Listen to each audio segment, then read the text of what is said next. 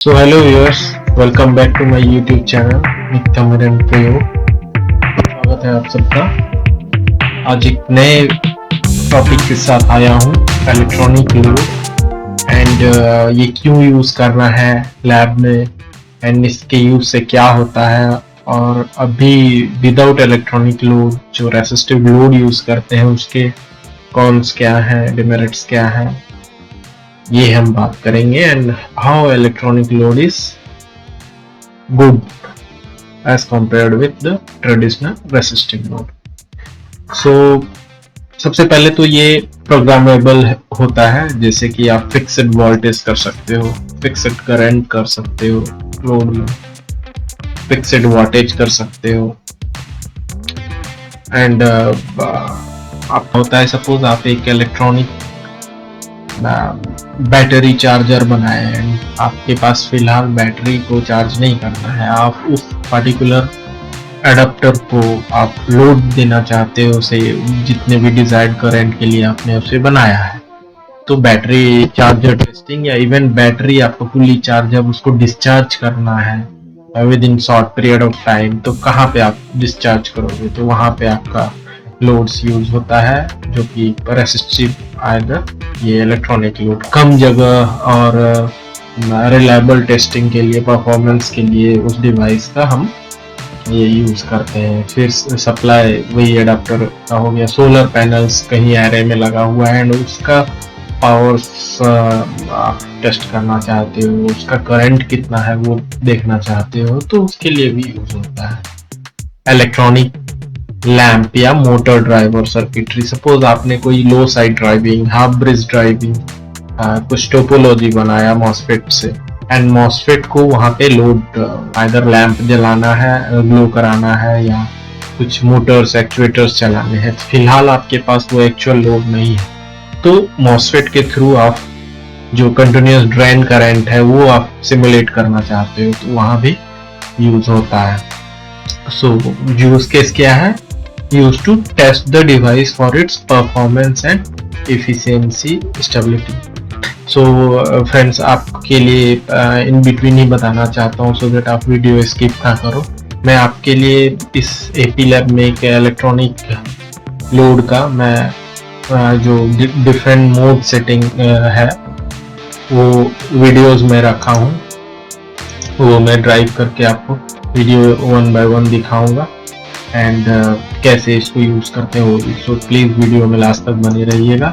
And अगर मेरा topic, मेरा एफर्ट्स आपको दिख रहा है तो प्लीज प्लीज प्लीज मेरे चैनल को सब्सक्राइब कीजिए एंड ऐसे ही टॉपिक्स में लाता रहूँगा।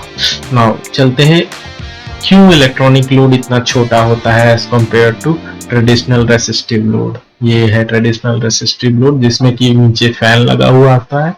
आप इसमें टैप सेटिंग करके स्विचेस का आप रेसिस्टेंस ये कर सकते हो। हालांकि ये इतना प्रिसाइज आप वैल्यू सेट नहीं कर सकते हो इस वाले लोड में, बट हाँ कर सकते हो। और ये बल्गी होता है और इसमें हीटिंग जो हुआ रेसिस्टर का वो फैन कूल्ड होता है, फोर्स्ड एयर कूलिंग होता है। हालांकि इसमें भी फोर्स्ड एयर कूलिंग होता है, बट यहाँ पे जो नाइक्रोम वायर या फिर जो वायर ऑन रेसिस्टर में जो भी मटेरियल वायर का यूज होता है वो यहाँ पे यूज नहीं होता है। यहाँ पे एक पावर ट्रांजिस्टर या उसमें मॉसफेट या उसमें IGBT बेस्ड रहता है। मैंने 3 इमेज उसके लिए लगा के रखा है इलेक्ट्रॉनिक लोड में। कहीं पे रेसिस्टर लगा रहता है, कहीं पे IGBTs लगे रहते हैं। यहाँ पे हाँ IGBT है, इसमें मॉसफेट्स लगे हुए हैं एंड उस पे हीट सिंक पे लगे हुए हैं और heat sink forced cooling fan के थ्रू हो रहा है। तो ये क्या करता है? फ्लेक्सिबिलिटी देता है एंड प्रिसाइज कंट्रोल देता है कंपेयर विद ट्रेडिशनल लोड्स। तो चलिए चलते हैं हम लोग वीडियो देखते हैं।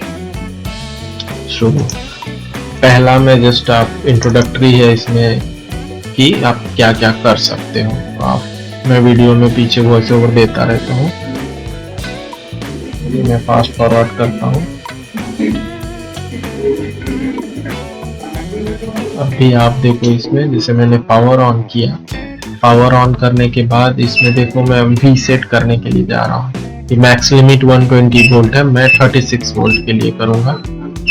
36 वोल्ट मैंने सेट कर दिया, एंटर किया एंटर करने के बाद में पावर सप्लाई में भी वही वोल्टेज ये करना पड़ेगा। आप जब ऑन किए, यहाँ देखो CV है जब हुआ। सिमिलरली अब P से पावर सेट मैक्सिमम ये 300 वाट का है, मैं पावर सेट 6-7 एम्पियर ले ले उतने के लिए कर रहा हूँ। सपोज 200 वाट ये मैक्स कर रहा है, बट मैं एक्चुअल में लोड उतना नहीं करूँगा। अभी I सेट हो रहा है मैक्सिमम एम्पियर, तो मैक्सिमम एम्पियर देखो मैं सेट करना चाह रहा हूँ 10 एम्पियर। तो इस तरह करके ऑन करेंगे तो यहाँ पे आपको CC दिखेगा लिखा हुआ, तो CC, CV और CW लिखा रहेगा। चलिए चलते हैं दूसरे वीडियो में। यहाँ पे मैं कुछ टोपोलॉजी को मतलब कोई पार्टिकुलर मोड में मैं इसको चेक कर रहा हूँ। मैंने पावर सप्लाई का जो वोल्टेज है 36 सेट कर दिया एंड करंट 6 एम्पियर लिमिट।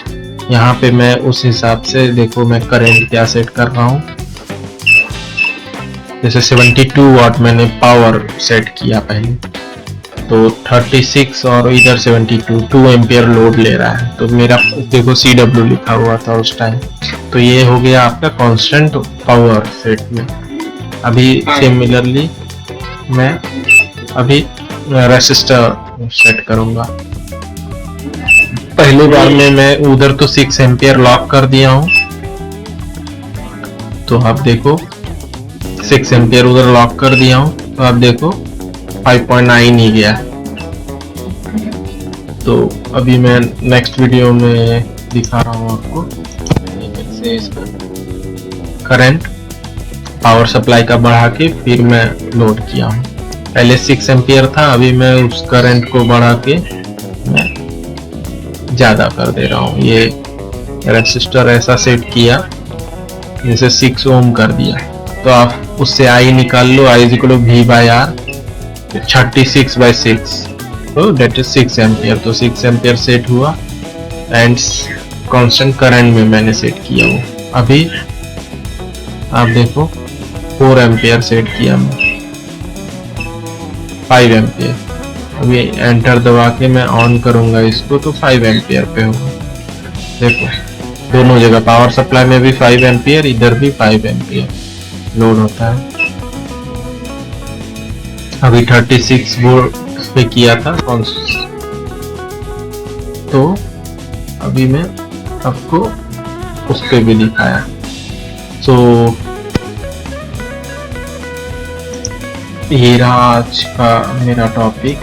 सो आप लोगों को ये वीडियो पसंद आया हो